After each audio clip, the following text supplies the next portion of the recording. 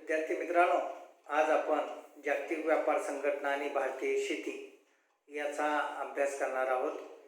यामध्ये आपण जर बघितलं तर 1 एप्रिल 1994ला जागतिक व्यापार संघटना करारावरती भारताने स्वाक्षरी केली आणि 1 जानेवारी 1995 पासून हा करार अस्तित्वात आला. आणि हा करार अस्तित्वात आला याचाच अर्थ असा आहे की जागतिक व्यापार संघटनेची स्थापना झाली. आता जागतिक व्यापार संघटनेची स्थापना होण्याच्या पाठीमागं आपल्याला असं दिसून येतं की संपूर्ण सभासद देशांच्यामध्ये एक मुक्त व्यापार संबंध निर्माण व्हावेत आणि जे व्यापारावरची बंधनं आहेत ते एका समान पातळीवरती आणावीत. जास्तीत जास्त उदारीकरण धोरणाचा स्वीकार केला जावा. मुक्ततेनं प्रत्येक देशाला परस्पर देशांशी व्यापार करता यावा आणि निर्यात व्यापार, आयात व्यापार असो, हा आंतरराष्ट्रीय व्यापार वृद्धीस जावा या दृष्टिकोनातून प्रयत्न केलेले आपल्याला दिसतात. आणि या करार जो आहे तो भारताच्या दृष्टीनं सुद्धा महत्त्वपूर्ण आहे, कारण शेतमालाच्या बाबतीत सुद्धा मुक्त व्यापार जागतिक मुक्त व्यापाराच्या संबंधित होता. त्यामुळं साहजिकच आपल्याला एक गोष्ट दिसते की जास्तीत जास्त व्यापार वाढीच्या दृष्टिकोनातून प्रयत्न केले. परंतु 1947 पासून जी गॅट कराराला सुरुवात झाली त्याच्यावरती अनेक पायरी देशांच्या झाल्या, अनेक बैठका झाल्या, परंतु त्यामध्ये सुद्धा आपल्याला असं दिसून येईल की शेतीचा समावेश केला नव्हता. पण 1986च्या फेरीमध्ये मात्र शेतीच्या असणाऱ्या व्यापाराच्या संदर्भातला समावेश केला गेला आणि हा शेतीचा व्यापार जो आहे तो खुला करण्याचा प्रस्ताव जो आहे तो दाखल करण्यात आला. आणि त्यामध्ये मग विचारांची देवाणघेवाण असेल, परस्पर सहकार्य असेल, पारदर्शकता असेल किंवा आयात कर कपात असेल, या प्रमुख गोष्टींची चर्चा त्याच्यामध्ये करण्यात आली. आणि त्याच्यातून आपल्याला असं दिसून येतं की ह्या विकसित देशांच्या ज्या मनमानी आहेत त्या कमी करून आंतरराष्ट्रीय फायदे जे आहेत ते विकसनशील देशांना होणं अत्यंत महत्त्वाचं आहे. आणि म्हणून या दृष्टिकोनातून सुद्धा प्रयत्न केले गेले.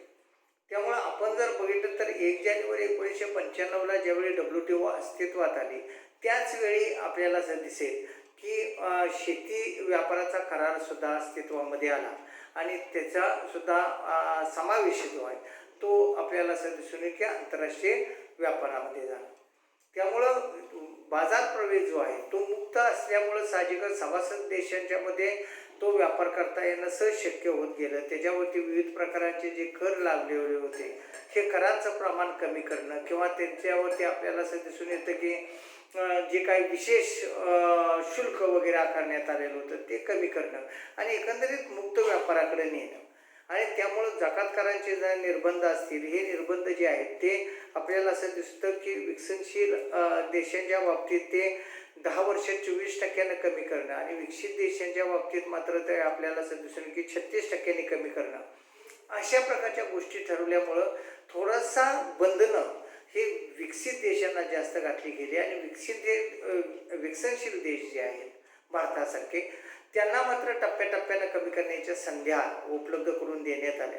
त्यामुळं साहजिकच आपल्याला असं दिसून येईल की अबकारी कर असतील किंवा अतिरिक्त अबकारी शुल्क असेल किंवा आपल्याला असं दिसून येईल की विशेष अबकारी शुल्क असेल, त्याचबरोबर उत्पन्नावरती आधारित अशा प्रकारचा अधिभार असेल, या सगळ्यांच्यामध्ये आपल्याला असं दिसून येईल की थोडी घट करत जाणं हे धोरण ठरवलं गेलं.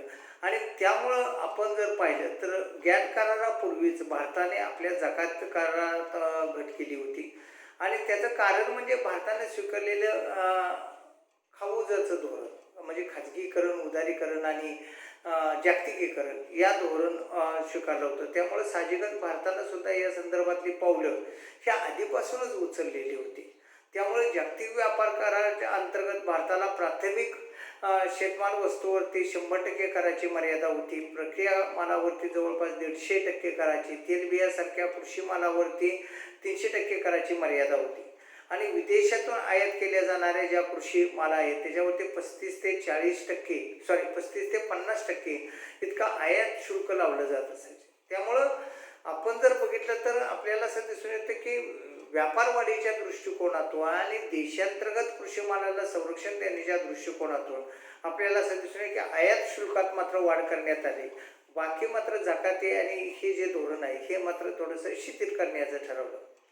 देशीय अनुदानं जे आहेत किंवा सहाय्य जे आहे त्या सहाय्यावरती सुद्धा कपातीचं धोरण ठरवण्यात आलं. कृषी क्षेत्राला विकसनशील देशातील एकूण उत्पादन मूल्याच्या कमीत कमी 5% एवढं आणि विकसित देशाकरता जास्तीत जास्त 10% एवढं सरासरी देशी अनुदान देण्यात यावेत, अशा प्रकारचं ठरवण्यात आलं. म्हणजे एकंदरीत आपण जर बघितलं तर इथं सुद्धा विकसित देशांना ते 5%चीच मर्यादा दिली आणि विकसित देश जे आहेत त्यांना मात्र 10%ची सरासरी देशी अनुदान देण्याची सवलत देण्यात आलेली आहे. त्याचबरोबर आपण जर बघितलं तर आपल्याला असं दिसून येतं की कृषी यंत्र असतील, कृषी साधनं असतील, याच्यावरती जे अनुदानाचा समावेश होतो, म्हणजे यावरती जे सबसिडी दिली जातात ती सबसिडीचा याच्यामध्ये समावेश केलेला आहे.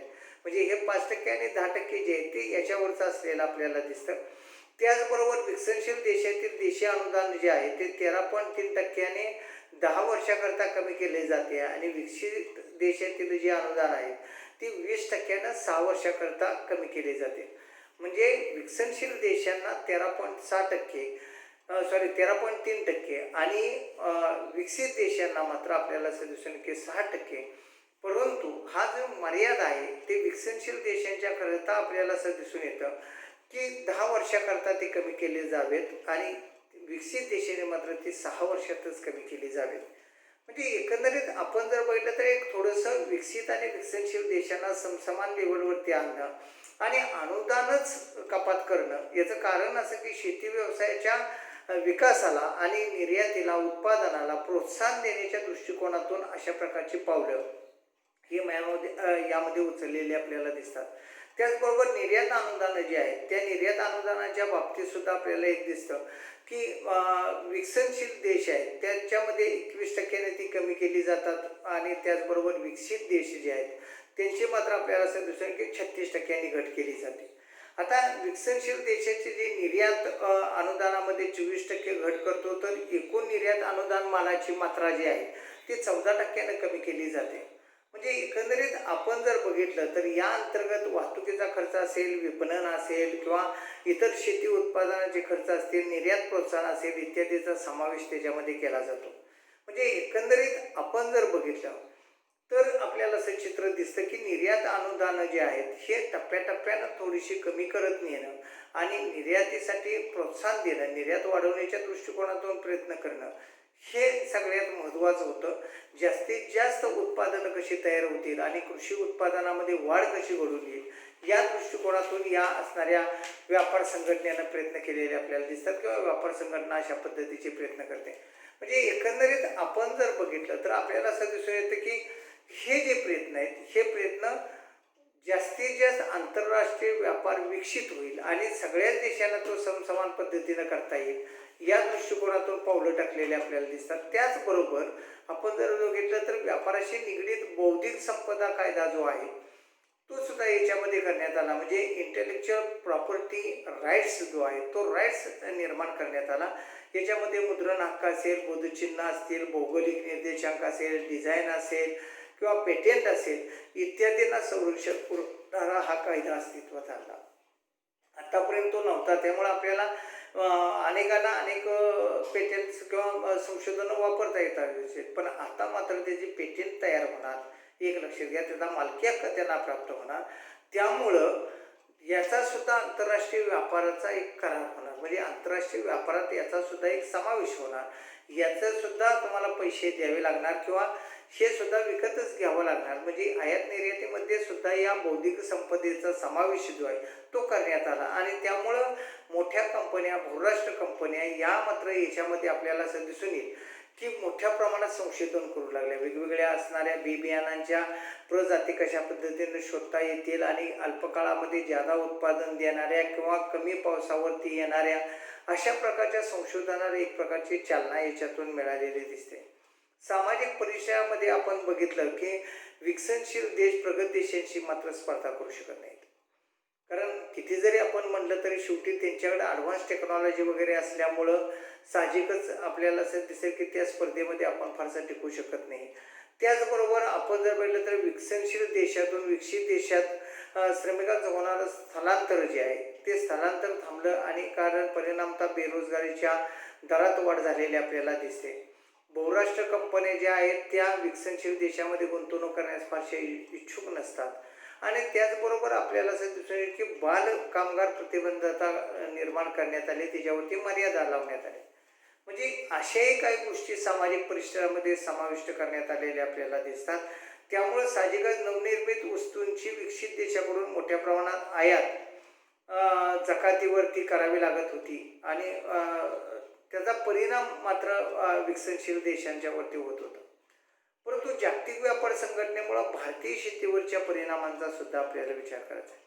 आता बऱ्याच वेळा हे परिणाम आणखून प्रतिकूल अशा स्वरूपाचे असलेले आपल्याला दिसतात.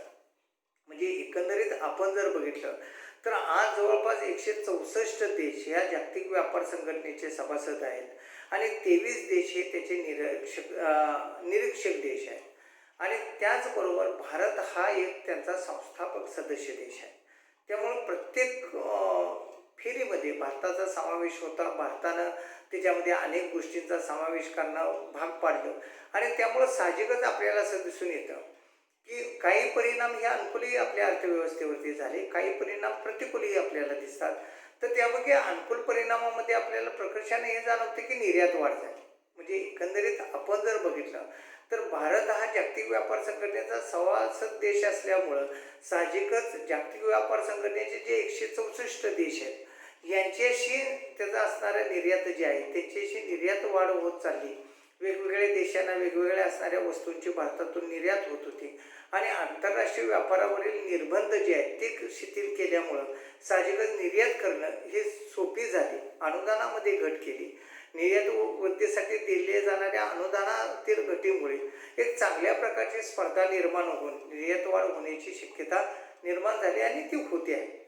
त्याचबरोबर तुटीचा व्यवहार शेष जे आहे ही समस्या सोडवण्यास मदत झाली.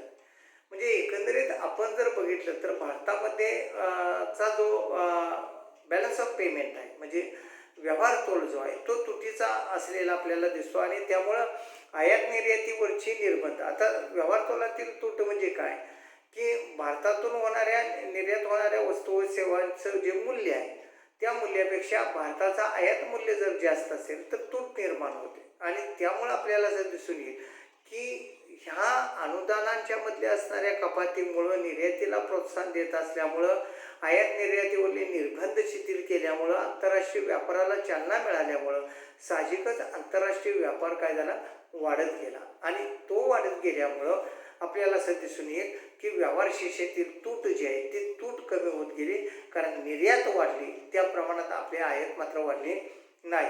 शेतमालाच्या उत्पादनामध्ये वाढ झाली. साहजिकच स्पर्धा निर्माण झाल्यामुळं आणि केवळ आता देशांतर्गत बाजारपेठ नाही आहे तर आंतरराष्ट्रीय बाजारपेठच उपलब्ध झाल्यामुळं एक प्रकारे आपल्याला असं दिसून येईल की शेतमाल उत्पादनाला सुद्धा चालना मिळालेली आपल्याला दिसते. त्यामुळे शेतकरी सुद्धा नवनवीन प्रयोग करत असलेला अलीकडच्या काळामध्ये दिसतो. फुलशेती असेल, फळशेती असेल याची उत्पादन अलीकडच्या काळामध्ये घेतली जात असलेले आपल्याला दिसतात आणि त्याची एक्सपोर्टिंग ही जी आहे ती जास्तीत जास्त करण्याच्या दृष्टिकोनातून प्रयत्न केले जातात. त्याचबरोबर त्याच्यावरती प्रक्रिया करून कच्च्या मालाचं पक्क्या मालात रूपांतर करणं वगैरे हे तंत्रज्ञानसुद्धा भारतानं आत्मसात केलं आणि त्यामुळं आपण जर बघितलं तर निर्यात करणं हे भारताला सहज शक्य झालं आणि त्यामुळं त्याचा परिणाम असा झाला की उत्पादनं वाढत झाली. शेती उत्पादनाला एक प्रकारची मागणी निर्माण झाल्यामुळं त्याची उत्पादन वाढ झाली, रोजगारामध्ये वाढ झाली. कारण कोणत्याही गोष्टीचा विकास ज्यावेळी व्हायला सुरुवात होते त्यावेळी साहजिकच आपल्याला असं दिसून की त्यामध्ये समाविष्ट होणाऱ्या लोकांचं प्रमाण वाढतं, त्यामुळं रोजगार पातळी वाढत असते. त्यामुळं कृषी मालाला जसजशी मागणी निर्माण झाली, कृषी विकास होऊ लागला तसतसं कृषीमधील असणाऱ्या रोजगारांची संख्यासुद्धा वाढत गेलेली आपल्याला दिसते. आणि अलीकडच्या काळामध्ये तरी आधुनिक तंत्रज्ञानाच्या आधारावरती किंवा साधनांच्या साहाय्याने शेतीची मशागत असेल किंवा आपल्याला असं दिसून येईल की खतांचा वापर असेल, बी बियाणांची लागवड असेल, या सगळ्या गोष्टी आपण जर बघितल्या तर आधुनिक तंत्रज्ञानाच्या साहाय्यानं होत असल्यामुळं त्याचा वापर करणाऱ्या लोकांचं सुद्धा आपल्याला असं दिसून येईल की प्रमाण वाढलं. साहजिकच त्याच्यामध्ये रोजगार वाढला लोकांना आणि त्यामुळं आपण जर बघितलं तर भारतासारख्या देशामध्ये की जो अर्थव्यवस्थेचा शेती हा व्यवसाय कणा आहे आणि या शेतमालाचीच मागणी वाढल्यामुळं साहजिकच शेतीमधला असणारा रोजगार जो आहे तो वाढत गेलेला आपल्याला दिसतो. शेतीचं आधुनिकीकरण झालं. याचं कारण असं की आपण आत्तापर्यंत केवळ उदरनिर्वाहापुरतंच उत्पादन घेत होतो. पण यापुढं आपल्याला कमर्शियल ॲटिट्यूड ज्याला आपण म्हणतो, एक व्यापारी दृष्टिकोन आपल्यामध्ये निर्माण झाला, की ज्यामुळं आपल्याला उत्पादन वाढीची एक प्रेरणा मिळाली. कारण आतापर्यंत आपण एक ट्रॅडिशनल पद्धतीने किंवा परंपरागत पद्धतीने शेती करत होतो. आता मात्र त्याच्यामध्ये आपल्याला असं दिसेल की मॉडर्नायझेशन आलेलं आपल्याला आढळतं. नवनवीन असणारी यंत्र, संयंत्र यांचा वापर होऊ लागला मशागतीसाठी. त्याचबरोबर आपल्याला असं दिसून येईल की रासायनिक खतांचा वापर वाढला, जंतुनाशकं, कीटकनाशकं यांचा वापर वाढलेला दिसतो. आणि त्यामुळं हे जे प्रमाण आहे, हे प्रमाण दिवसेंदिवस वाढत गेलेलं आपल्याला आढळून येतं. म्हणजे एकंदरीत आपण जर पाहिलं तर आपल्याला हे चित्र दिसते की भारतीय शेतीचं स्वरूप जे आहे आता आधुनिकीकरणाकडे गेलेलं आपल्याला दिसतं किंवा आधुनिकीकरण होत असलेलं आपल्याला दिसून येतं. आणि संकरित बी बियाणं, खतं असतील, जंतुनाशकं, कीटकनाशक यांचा वापर असेल, त्याचं व्यवस्थापन असेल, जैव पद्धतीनं शेतीचं उत्पादन घेणं असेल, म्हणजे ह्या सगळ्या मेथड्स जे आहेत ते अलीकडच्या काळात बदलत चाललेले आपल्याला दिसतात. त्याचबरोबर उपभोक्त्याचं हितही साधणं शक्य झालेलं आहे. कारण गुणवत्तापूर्ण वस्तू आणि स्वस्तात अशा प्रकारे आपल्याला असं दिसून येईल की आयात करणं, ती उपलब्धता ग्राहकांना करून देणं, त्यामुळं स्वस्तात आणि चांगल्या प्रकारच्या वस्तू ह्या शेतकऱ्याला ग्राहकांना उपलब्ध होत चालल्यामुळं साहजिकच त्याचा फायदा होत चालला. स्पर्धाक्षमतेत वाढ झाली.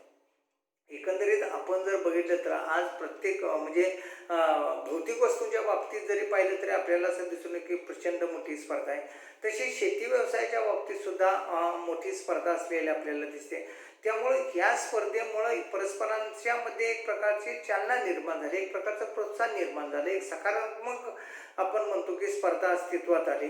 त्यामुळं बाजारपेठा काबीज करता याव्यात, चांगल्या गुणवत्तेचं उत्पादन निर्माण करावं, जास्तीत जास्त उत्पादन निर्माण करावं, त्याच्यातून आपल्याला एक फायदा मिळवावा, या दृष्टिकोनातून आपल्याला असं दिसून येईल की प्रत्येकजण उत्पादन वाढवण्याचा प्रयत्न करू लागला, प्रत्येकजण निर्यात करण्याचा प्रयत्न करू लागला. आणि याच्यामधूनच एक स्पर्धा जी आहे ती स्पर्धा विद्यार्थी मित्रांनो वाढत चाललेली आपल्याला दिसते.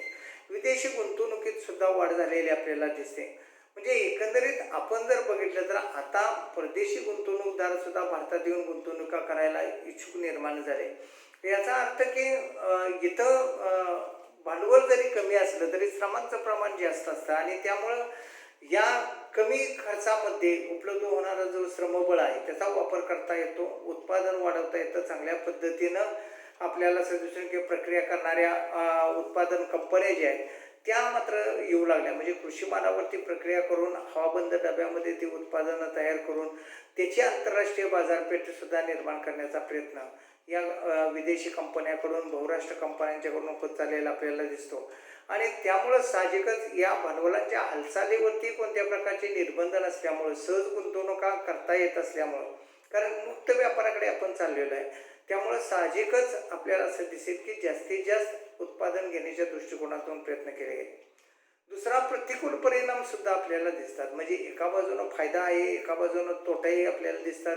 काही प्रतिकूल परिणामही होत असलेले आपल्याला दिसतात. जे अल्प भूधारक आहेत किंवा सीमांत शेतकरी आहेत यांच्या दृष्टीनं मात्र आपल्याला असं दिसून येईल की नुकसानदायक आहे. याचं कारण असं की त्यांचं उत्पादनच मुळात अल्प आहे आणि मग उदरनिर्वाहापुरतं उत्पादन असल्यामुळं ते असल्या प्रकारच्या स्पर्धेमध्ये टिकू शकत नाही किंवा मोठ्या प्रमाणात उत्पादन वाढवू शकत नाही. कारण ते परंपरागत पद्धतीनं शेती करतात, त्यामुळं खतांचा वापर असेल, संकरित बी बियाणांचा वापर असेल, जंतुनाशक कीटकांचा वापर असेल तो कमी होत असलेला आपल्याला दिसतो. पण त्याच्या किमती वाढत चालल्यामुळं अधिकच कमी वापर त्यांच्याकडून होत असल्यामुळं उत्पादकता वाढण्याऐवजी काय झाली, कमी होत चाललेली आपल्याला दिसते आहे. अन्नधान्याची टंचाई जी आहे ती टंचाईसुद्धा याच्यामध्ये निर्माण होत चाललेली आपल्याला दिसते.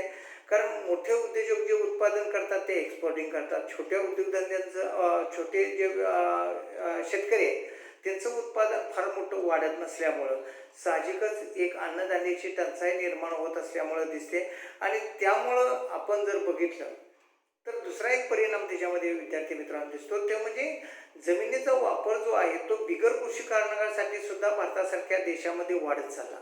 आणि त्यामुळं शेतीसाठी असणारी जमिनीचं प्रमाण कमी झालं. एकतर आपल्याकडं तुकडे पद्धतीची शेती, अल्पभूधारक किंवा सीमांत शेतकऱ्यांचं प्रमाण जास्त आणि याच्यामुळं फार मोठं उत्पादन आपण वाढवू शकलो नाही आणि त्यामुळं एक प्रकारची अन्नधान्याची टंचाई निर्माण झाली.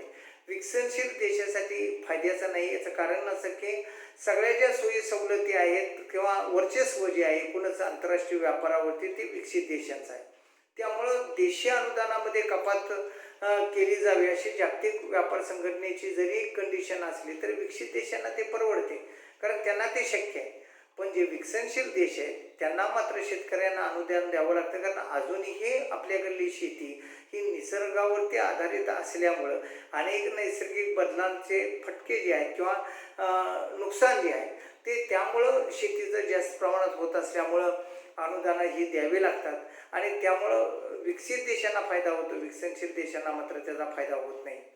शेतीचा विकास फारसा आपल्याकडे झालाच नाही. याचं कारण असं की आपण औद्योगिकरण आणि सेवा क्षेत्राकडे जास्त लक्ष दिलं.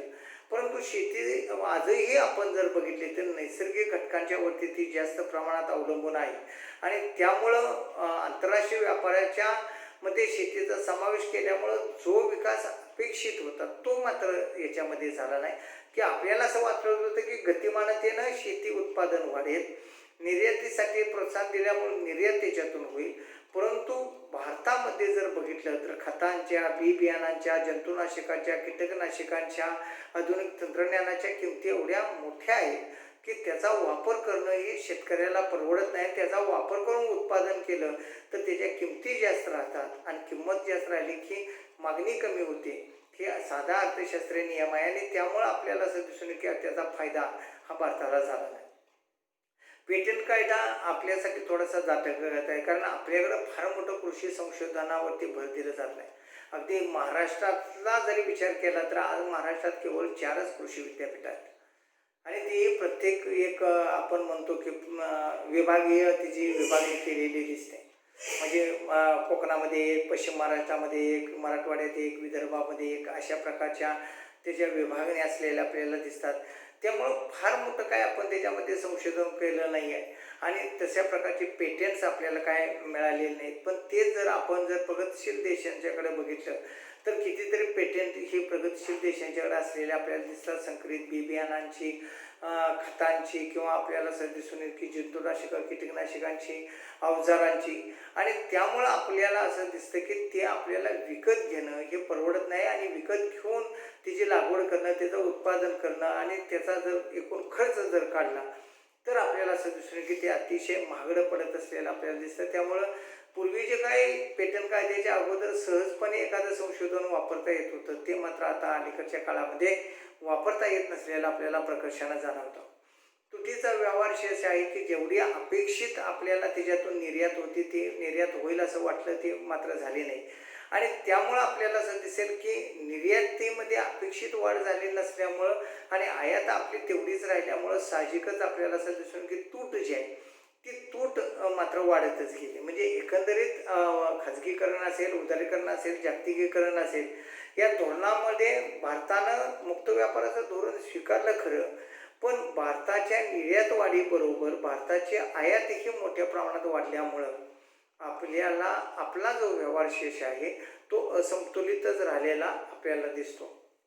आयातीची सक्ती असलेले आपल्याला दिसते. म्हणजे प्रगतशील देश जे आहेत त्याच्या बाबतीत आपल्याला असं दिसून येईल की बाबा ठीक आहे आम्ही अमुक ह्या वस्तू तुमच्या शेतमालाच्या घेतो, पण त्या बदल्यात आमच्या अमुक वस्तू तुम्ही घेतल्या पाहिजेत. म्हणजे निर्यातीच्या बदल्यात अमुक वस्तू आयात घेतल्या पाहिजेत.